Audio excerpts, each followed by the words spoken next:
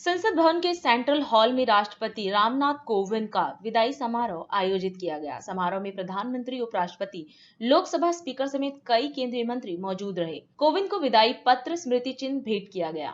विदाई अभिभाषण के दौरान राष्ट्रपति रामनाथ कोविंद ने कहा कि आज आप सबसे जब मैं विदाई ले रहा हूं, तो मेरे हृदय में अनेक पुरानी स्मृतियां उमड़ रही हैं। इसी परिसर में, जिसे सेंट्रल हॉल के रूप में जाना जाता है, वर्षों तक ना जाने कितने सांसदों के साथ यादगार पल बिताए हैं। 5 साल पहले मैंने इसी स्थान पर शपथ ली थी। आप लोगों के लिए मेरे दिल में विशेष स्थान है। आज आप सबसे जब मैं विदा ले रहा हूं, तो मेरे हृदय में अनेक पुरानी स्मृतियां उमड़ रही हैं। इसी परिसर में, जिसे सामान्यतया सेंट्रल हॉल के रूप में जाना जाता है, वर्षों तक एक सांसद के रूप में मैंने ना जाने कितने सहयोगी सांसदों के साथ यादगार पल बिताए। 5 साल पहले इसी सेंट्रल हॉल में मैंने राष्ट्रपति के पद की शपथ ली थी। सांसद होने के नाते आप सभी का इस लोकतंत्र के मंदिर में एक प्रतिष्ठित स्थान है और मेरे हृदय में भी आप सबके लिए एक विशेष स्थान है और सदैव बना रहेगा।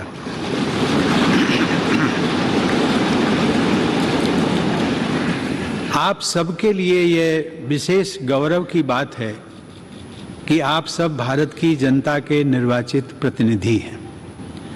भारत की जनता ने आप सबके माध्यम से मुझे राष्ट्रपति के रूप में चुनकर देश की सेवा करने का अवसर प्रदान किया। इसके लिए मैं देशवासियों का सदैव आभारी रहूंगा। सर्वशक्तिमान ईश्वर की कृपा से जिस दायित्व को निभाने का अवसर मुझे प्राप्त हुआ, उसका निर्वहन आप सभी के सहयोग के बिना संभव नहीं था। इसके लिए मैं आप सबका भी आभार व्यक्त करता हूं। अपने कार्यकाल के दौरान मैंने अपनी पूरी क्षमता से अपने कर्तव्यों का निर्वहन करने का प्रयास किया है। आप सबने मेरे प्रति जिस अटूट विश्वास का परिचय दिया, उसके बल पर मैं अपने कर्तव्यों को भली भांति निभा सका। मेरे सभी पूर्ववर्ती राष्ट्रपति मेरे लिए प्रेरणा का स्रोत रहे हैं। माननीय सदस्यगण, राष्ट्रपति और सांसद गण उसी विकास पथ के सह यात्री हैं जो हमारे देश को प्रगति की उच्चतर उपलब्धियों की ओर ले जा रहा है। इस पथ को प्रशस्त करने वाली महान विभूतियों ने हमारे संविधान की रचना करके हमारी लोकतांत्रिक व्यवस्था की नींव रखी। यद्यपि संविधान सभा के सदस्यों को ही हमारे संविधान की रचना का श्रेय जाता है, लेकिन वह ऐतिहासिक कार्य उन्होंने भारत के लोगों के प्रतिनिधि के रूप में किया था। इसीलिए हमारा संविधान हम भारत के लोगों द्वारा अंगीकृत, अधिनियमित और आत्मार्पित किया गया। भारत के लोग ही अपने प्रतिनिधियों अर्थात आप सभी माननीय सांसदों के माध्यम से अपने गणतंत्र की यात्रा का मार्गदर्शन करते हैं। इसीलिए संसद को लोगों के तंत्र यानी लोकतंत्र का मंदिर भी कहा जाता है।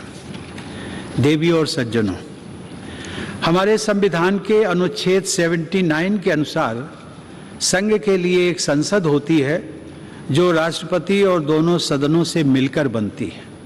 इस संवैधानिक प्रावधान के अनुरूप अपनी भावना का समावेश करते हुए मैं राष्ट्रपति को संसदीय परिवार के अभिन्न अंग के रूप में देखता हूँ। जैसा कि किसी भी परिवार में होता है, संसद में भी कभी कभी मतभेद होते रहते हैं।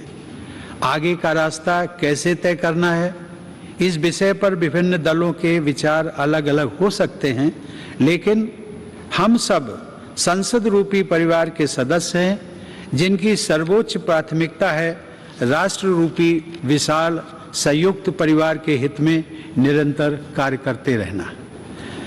राजनीतिक प्रक्रियाएं राजनीतिक दलों के अपने तंत्रों के माध्यम से संचालित होती हैं, लेकिन पार्टियों को दलगत राजनीति से ऊपर उठना चाहिए और राष्ट्र सर्वोपरि की भावना से यह विचार करना चाहिए कि देशवासियों के विकास और कल्याण के लिए कौन कौन से कार्य आवश्यक हैं।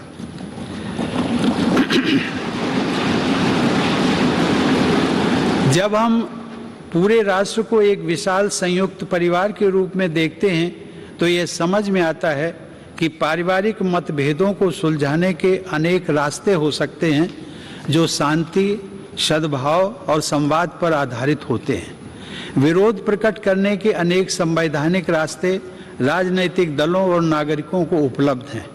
राष्ट्रपिता महात्मा गांधी ने अपने उद्देश्यों को प्राप्त करने के लिए शांति और अहिंसा पर आधारित सत्याग्रह के अस्त्र का इस्तेमाल किया था, लेकिन वे दूसरे पक्ष का सम्मान भी करते थे। हमारे नागरिकों को अपनी मांगों के लिए दबाव बनाने का तथा विरोध करने का संवैधानिक अधिकार उपलब्ध है, लेकिन मेरे विचार से इस अधिकार का प्रयोग हमेशा गांधीवादी तौर तरीकों के अनुरूप शांतिपूर्ण ढंग से ही किया जाना चाहिए। और अधिक खबरों के लिए आप हमारे YouTube चैनल दैनिक इंडिया दर्पण को अभी सब्सक्राइब करें और नोटिफिकेशन के लिए बेल आइकन को प्रेस करना ना भूलें।